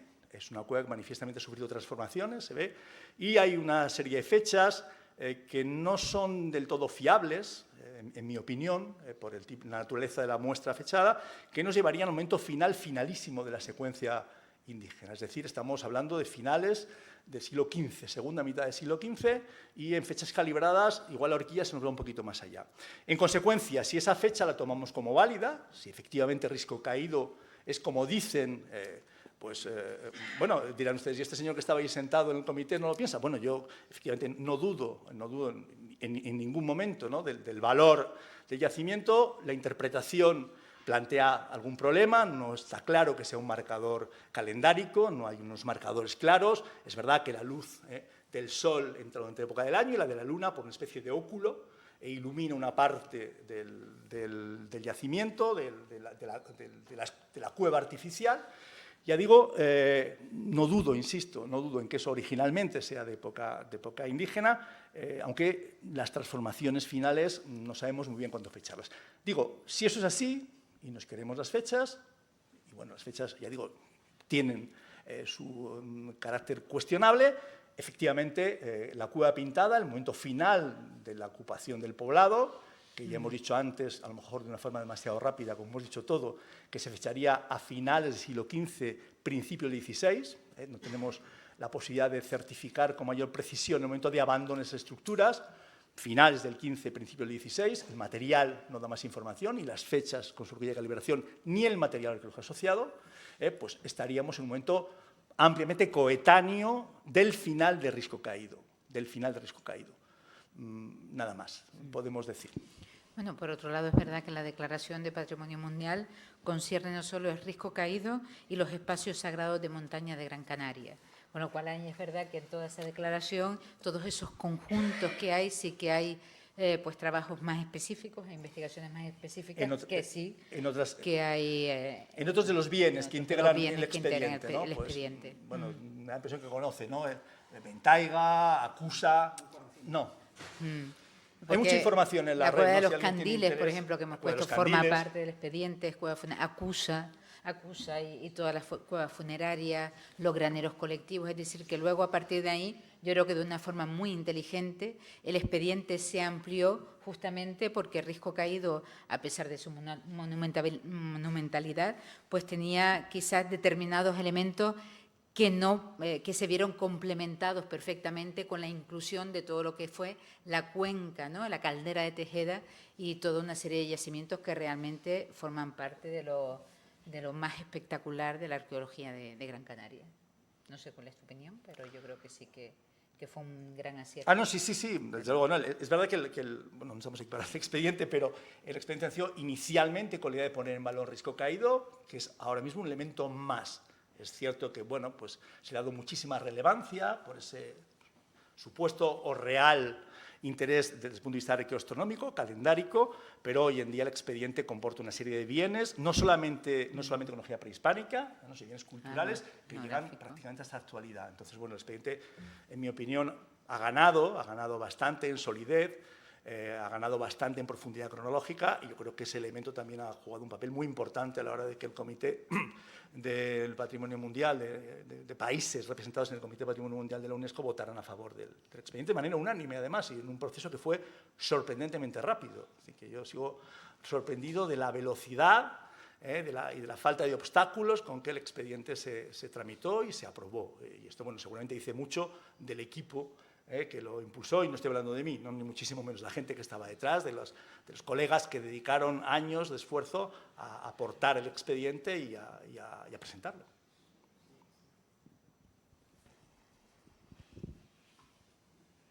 ¿Más cuestiones? Bueno. Yo quería saber qué función tenía Cueva Pintada. ¿Era un templo? ¿Era un palacio? Y luego otra cosa, que yo, perdone mi ignorancia, pero desde el momento de la ocupación, de la primera ocupación, siglo I, siglo II, hasta la conquista hispánica, ¿el archipiélago estuvo culturalmente aislado? Bueno, ¿contestas tú? ¿Contesto yo? Bueno, la Cueva Pintada, cuando es cierto que al hacer la visita, les comento que una vez alguien puso una queja, y cuando me trajeron la queja la guía no sabía nada. Le pregunté cuándo llegaron, quiénes vinieron, cómo vinieron, por qué vinieron, qué era la cueva, y a todo me decía que no se sabía, ¿no? Efectivamente, es verdad que hay muchas más dudas en torno a todas estas cuestiones que aciertos, pero bueno, lo que sí sabemos es que la Cueva Pintada, ahora Jorge se extenderá, que lo explica muy bien también, entre otras cosas es el núcleo casi de su tesis doctoral, pues Cueva Pintada es un conjunto excepcional y central en lo que es el caserío de la Cueva Pintada.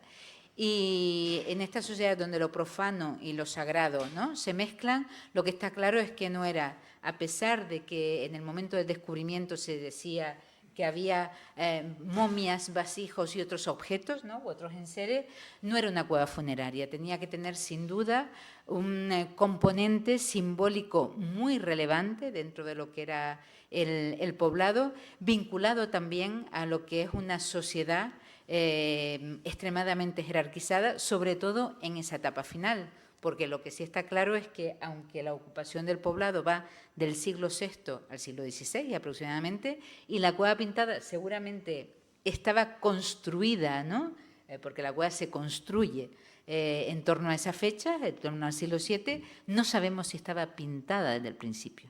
Y de hecho, la única fecha que tenemos de un mortero en uno de los laterales, que pudimos fechar hace ya unos años, da el siglo XIII, ¿no?, finales del siglo XIII después de Cristo, lo cual nos da un momento del último acondicionamiento de esa cueva, ¿no? Entonces, bueno, las pinturas, que yo creo que es lo que le otorgan ese carácter excepcional y simbólico, quizás son de una etapa final donde esa ese carácter, ¿no?, simbólico y de dominación simbólica, es necesario reforzarla, pero bueno, Jorge.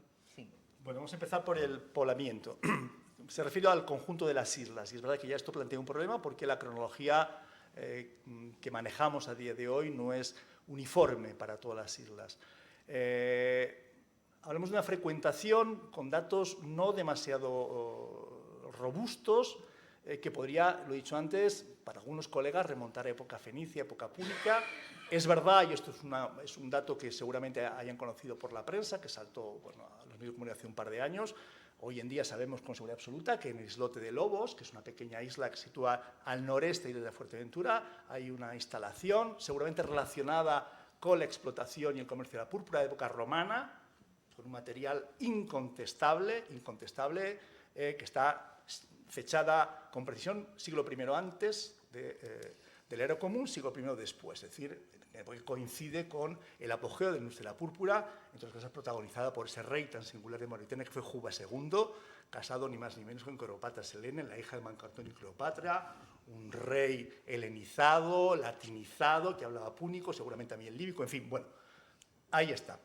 En el caso de Gran Canaria, para centrarnos en Gran Canaria, las fechas que manejamos más seguras, dataciones sobre material de ciclo corto, material vegetal, en consecuencia evitando esos problemas de materiales de vida larga, reutilizados, fechados con AMS, que es una técnica que nos permite datar directamente la cantidad de carbono que tiene la muestra, y eso nos proporciona fechas más fiables. Estamos hablando de siglo II, siglo III.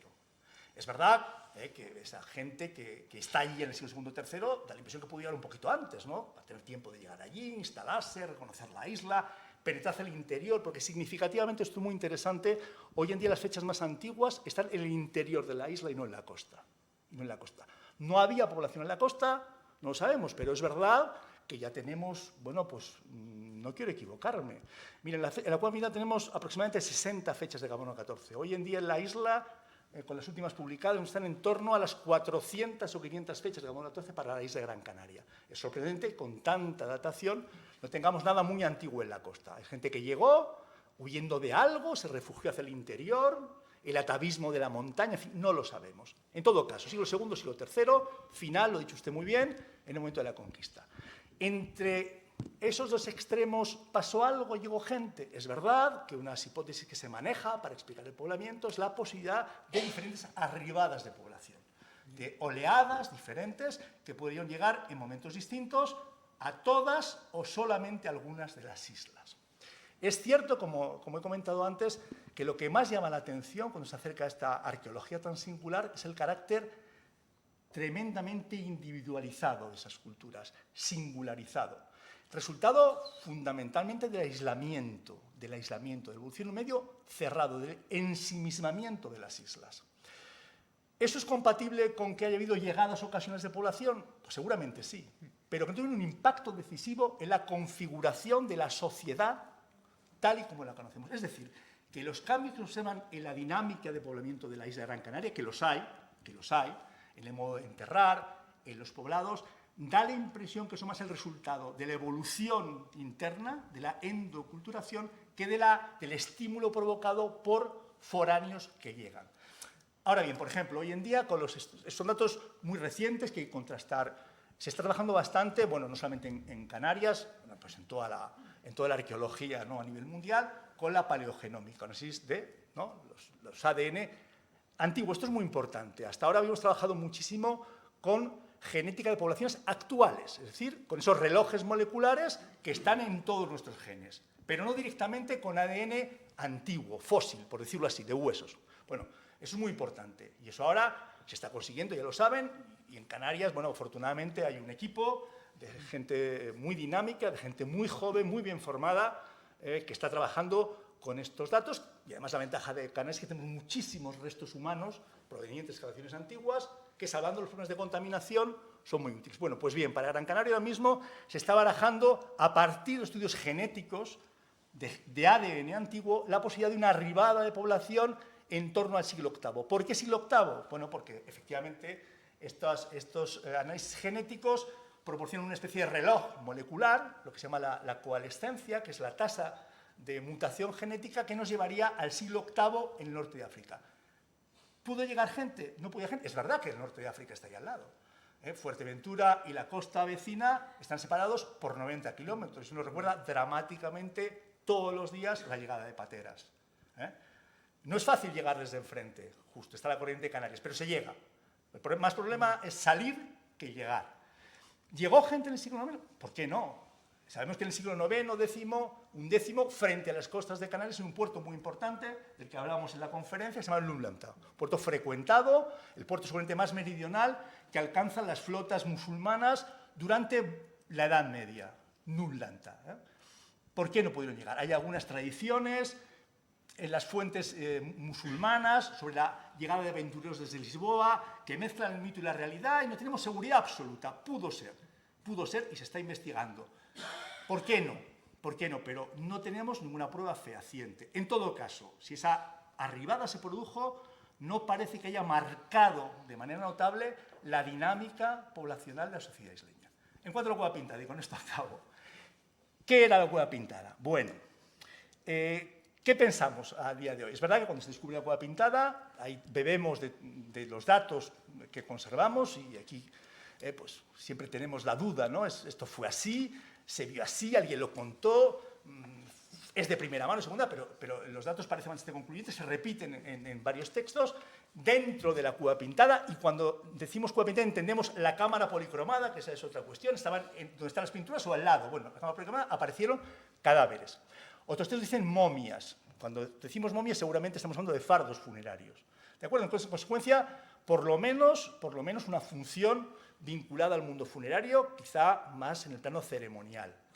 Y luego tenemos dos descripciones de textos más o menos contemporáneos del momento de la conquista, una que se llama Sedeño, un autor apócrifo que no existió, lo sabemos seguramente, y un tal Marín de Cubas, un autor muy interesante, un médico que va a estudiar a Salamanca, que luego vuelve, es una persona fiable.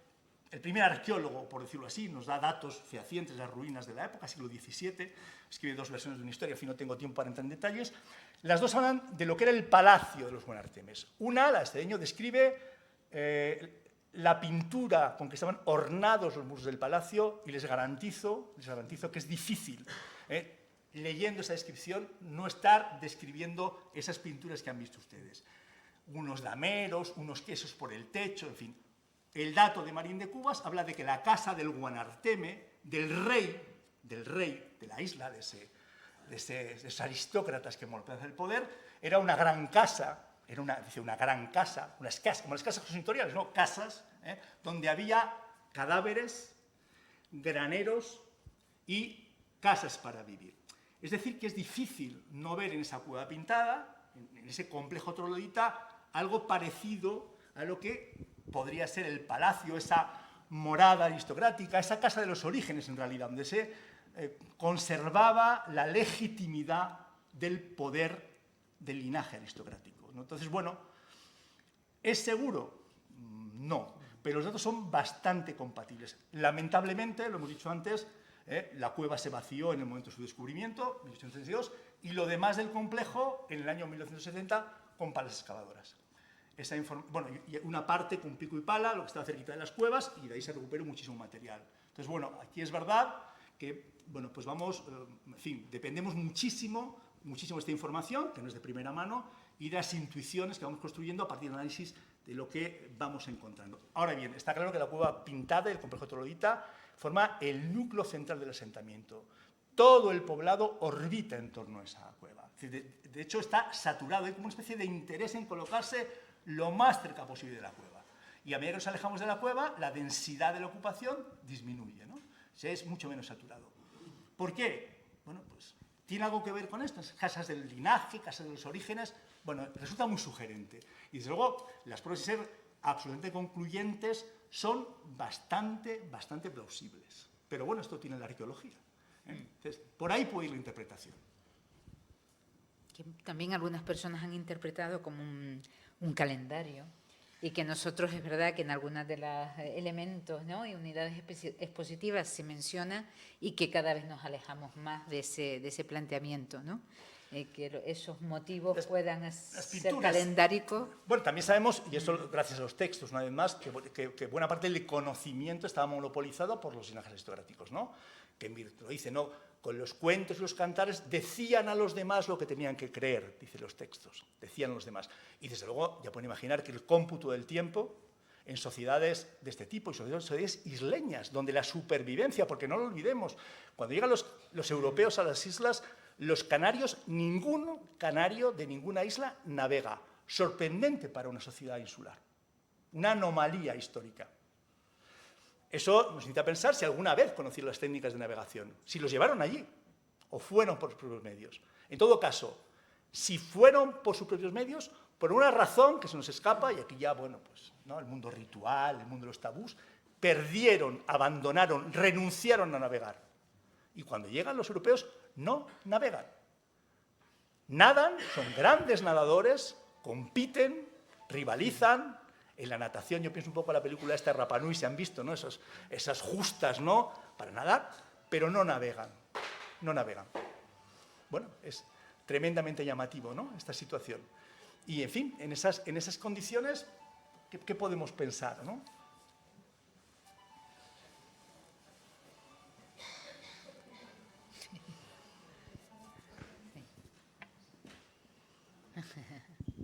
Al menos fue en las preguntas, no pasa nada, ya está. Hombre, 3 preguntas. La primera, Jorge, no sé si conoces alguna guerra que sea incruenta.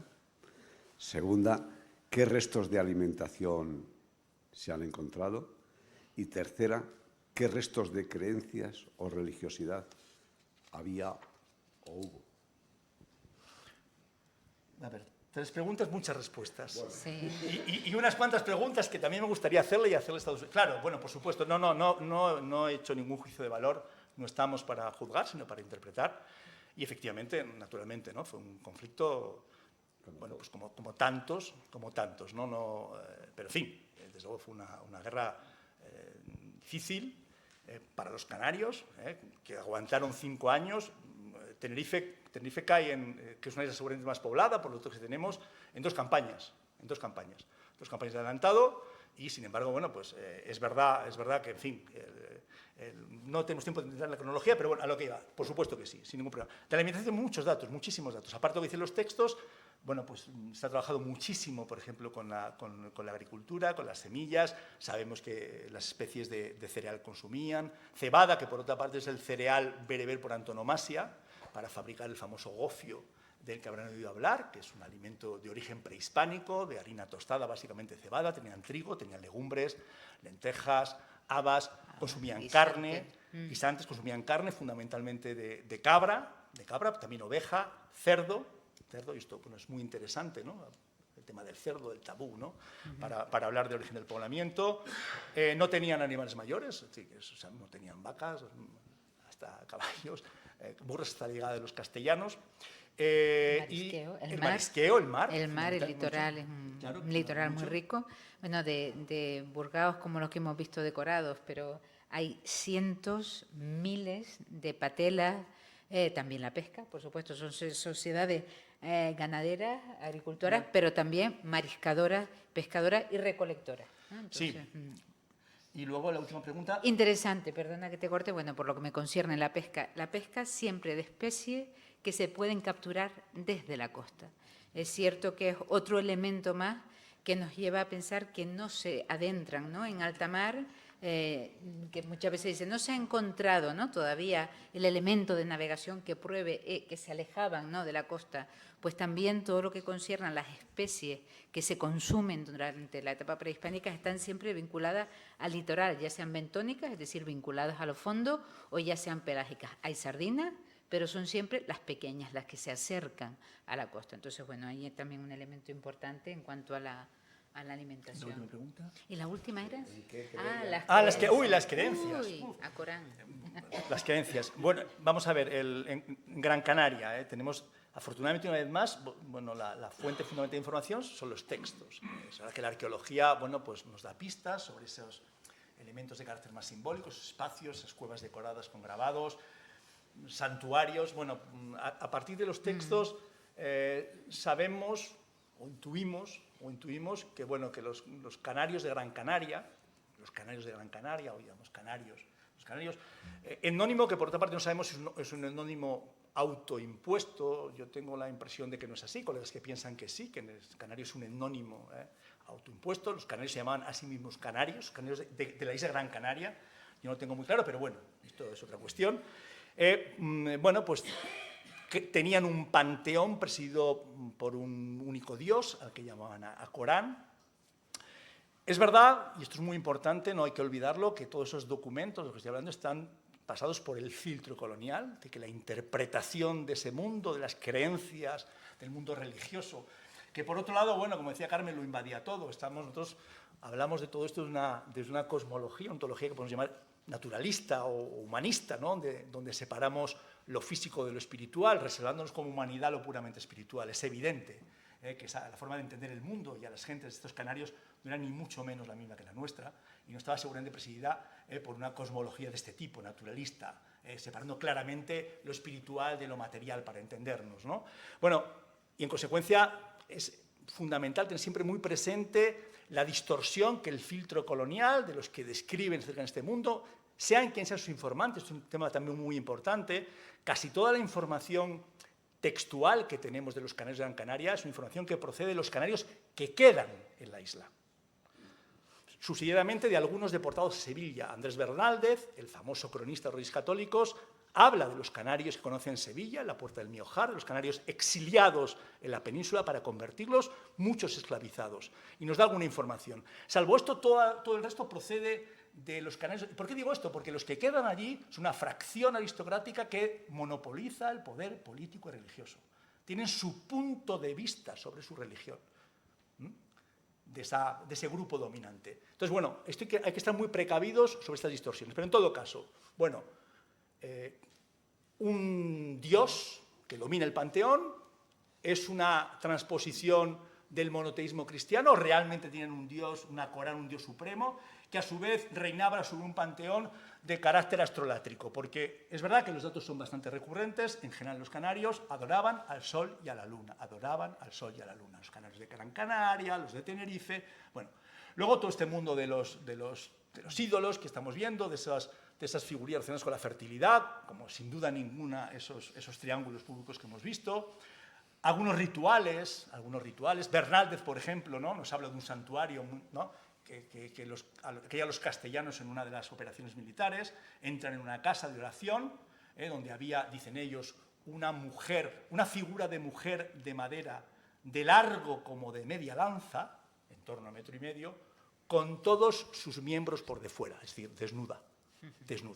Y delante de ella, de esta mujer, una cabra y un macho cabrío en actitud de cubrirla. Y allí iban y vertían leche, y aquello olía muy mal. Dice, claro, la manteca rancia, ¿no? Bueno, tenemos ese dato, tenemos un dato muy interesante de una expedición, pues, podemos hablar muchísimo, de una expedición muy interesante, una expedición que envía, no hemos hablado de la pugna entre Castilla y Portugal por el dominio del Atlántico, que tiene mucho que ver con la historia de las Islas Canarias. Aquí el gato al agua, y nunca mejor dicho, se lo lleva Castilla, en el caso de Canarias, aunque Portugal no renuncia. Buena parte de la ambición del proyecto colonial portugués en África depende de Canarias. Y desde luego el infante don Enrique, llamado Enrique el Navegante siglo XIX, todo su afán es hacerse con Canarias. Y mandó una expedición de 2.500 soldados, nada menos, a Gran Canaria, que es derrotada por los indígenas, aparentemente. Bueno, a lo que iba. Bueno, pues el Afonso IV de Portugal en 1341 mandó una expedición a cuyo frente figuran navegantes italianos, genoveses y florentinos, que eran los que navegaban mejor en aquella época, los cartógrafos, los navegantes. Y ese relato, por eso se lo digo, nos lo transmite ni más ni menos que Giovanni Boccaccio. El primer relato etnográfico digno de ese nombre de las Islas Canarias, y de Gran Canaria en particular, lo transmite Giovanni Boccaccio en un excelente latín. Y ahí nos habla también de una penetración que hacen los navegantes, que van pertrechados con máquinas de guerra, con máquinas de asalto, y luego dicen, bueno, pues para 4 islas que hay allí y con 4 desarrapados, no merece la pena viajar hasta allí. A las islas nuevamente encontradas, dice el relato, nuevamente encontradas. Bueno, pues ahí también llegan a un santuario, lo que dice un santuario, una casa pequeña, donde hay una figura de un hombre dicen ellos, un hombre con una falda de palma. Suponemos que falda de palma dejaba ver que aquello era un hombre, ¿no? Total, una deidad masculina con una bola en la mano, muy interesante, una representación del sol. En fin, bueno, todo esto lo tenemos, con lo cual sabemos cosas gracias o a pesar a la comparación etnográfica con el norte de África. Es verdad que este parentesco con los bereberes nos da alguna pista, sobre todo a partir, lo consideramos pervivencias, y esto es siempre muy discutible, ¿no? Pervivencias, ¿no?, de tradiciones preislámicas del mundo norteafricano, y gracias a eso vamos interpretando, intentando, bueno, pues eso, conocer el panteón, vamos reconstruyendo, pero ni mucho menos tenemos certeza absoluta de cómo funcionaba el mundo de las creencias, el mundo del mítico ritual, por decirlo así, de los canarios, pero tenemos datos, tenemos datos. Gracias. Así dicho parece que sabemos todo, pero no sabemos nada. Una breve pregunta sobre los campus de excavación. Dado cuando fui vi que ya se había excavado bastante. ¿Para cuántos más campus puede amortizarse o qué planes hay cuando eso ya no haya más que excavar? Bueno, yo creo que siempre vamos a tener, porque los campus es verdad que los comentamos, es un modelo de Ampuria, como decíamos nosotros. Como fue mi primera excavación, yo estaba como un poco obsesionada con ese modelo ampuritano. Pero va a haber tiempo, que excavan 15 días, con todo el trabajo que hay por hacer. Bueno, ten por seguro que hay generaciones. Se acabará antes, a lo mejor, la capacidad del museo de organizarlo que la posibilidad de poder excavar. Así Bueno, que yo creo que tú lo dices con segundas. Como no se puede repetir, pensás, si siguen muchos años, a lo mejor puedo repetir. Bueno, pues No, igual, sí, igual. Es un No, programa que podemos mantener. pero en fin, alístense, que todavía, si no han repetido nunca, hay posibilidades. Se lanzará la convocatoria ahora en... Bueno, final de abril, confiamos. A ver si esta ley de contrato del sector público nos deja avanzar en la materia. Pero no, sí, al ritmo que vamos hay todavía mucho. Dentro de la cueva. Sí, dos preguntas fáciles. Fáciles. Sí, el contorno del parque arqueológico viene dado por las construcciones urbanas que hay alrededor, ¿no? O sea, no se puede ampliar más, pero se supone que sería más amplio. Y otra cosa, ¿el necrópolis o algún tipo de enterramiento tal, aunque no se sabe más o menos por dónde podría estar? Al recinto, Sí, el recinto. Bueno, el recinto es cierto que quitamos algunas de las diapositivas en las que se ve muy bien cómo corresponde ese triángulo a lo que era una manzana agrícola. En algunos planos del siglo XIX se ve claramente cómo en ese triángulo que hoy ocupa, ¿no?, lo que es el Cueva Pintada, en las construcciones se van disponiendo en todo el perímetro y claro, todas esas construcciones hacia atrás tenían sus patios y sus huertas abancaladas. Y es justamente todas esas zonas abancaladas las que han permitido recuperar los restos agrícolas, con lo cual es cierto que el perímetro del parque está muy delimitado. Muchas personas llegan y dicen, ¿por qué no quitan esas casas? Sí, mire, donde hay una vivienda lo que se ha hecho justamente es buscar el firme, con lo cual se ha destruido todo el nivel arqueológico. Y donde hay bancal agrícola, que es el proceso contrario, traer tierra para poder, ¿no?, cultivar, pues se ha protegido. Lo que sí que es cierto es que hay muchísimos bancales agrícolas en el resto, ¿no?, del municipio que se han intentado construir el instituto. El Instituto de Galdar lleva años esperando, porque cuando se hicieron los primeros sondeos obligatorios aparecieron muchísimos restos y ahí se ha quedado parado. O sea que sí que hay restos. Pero bueno, el perímetro del parque yo creo que va a quedar ahí delimitado y no se va a ampliar. Cementerios, necrópolis, sí, bueno, es evidente que un poblado de estas características, un poblado importante, quizá no hemos hablado de la capital, empleando este término un poco alegremente por simplificar, seguramente no el poblado demográficamente más importante de la isla, se correspondía a Telde, que es otro núcleo indígena muy importante, donde se asienta una parte de este linaje aristocrático. Conocemos bastante bien un mito de origen del linaje y hay un proceso de segmentación típico, además, de este tipo de sociedades, ¿no? Bueno, el caso es que un poblado de esta naturaleza y de esta importancia tenía que tener unas necrópolis seguramente muy bien delimitadas, eso lo conocemos en otros asentamientos de esta época, menos importantes, Y ahí lo que tenemos son sobre todo datos procedentes de informaciones del siglo XIX, del siglo XX. Hay que tener en cuenta que la transformación urbana y sobre todo rural, ese proceso de bancalamiento, de bancalización, de puesta en explotación, ha desfigurado completamente la zona del Barranco, donde sabemos que se situaban estas necrópolis. Entonces, en el siglo XIX hay datos recurrentes de existencia, por ejemplo, de cuevas artificiales llenas de cadáveres que intuimos dónde estaban, pero que hoy en día han desaparecido. Por ejemplo, en la falda de una montaña que se llama Magro, donde se situaba otro supuesto santuario de montaña de los canarios, seguramente santuario de los grupos asentados en Gáldar, se describen en el siglo XIX también numerosas fosas de inhumación, siempre inhumación, en esa posición alargada que han visto, otro dato interesante para la cronología del poblamiento, numerosas fosas de inhumación y túmulos. Y en las cercanías de Gáldar, últimamente, hay una necrópolis de fosas que se ha excavado, que se llama Juan Primo, está hacia la zona del mar, que quizá corresponde a una necrópolis de una de estas barriadas. Porque claro, hablamos de un lugar, hay que pensar en un hábitat de carácter más bien celular, como barriadas, como caseríos, que juntos configuraban el lugar, pues entre villa y aldea, el lugar de Gáldar. Entonces, tenemos datos, hay, por ejemplo, en el Museo Canario, restos humanos atribuidos a enterramiento en la zona de Gáldar, pero es verdad que uno de nuestros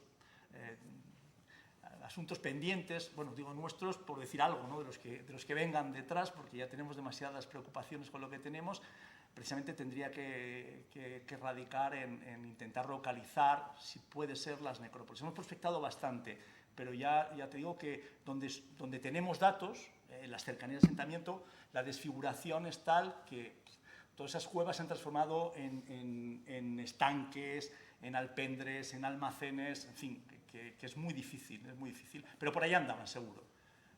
Más allá del carácter tan singular de esos ancestros que estuvieran enterrados en el panteón de la Cueva Pintada, que eso más o menos es lo que intuimos que podría ser.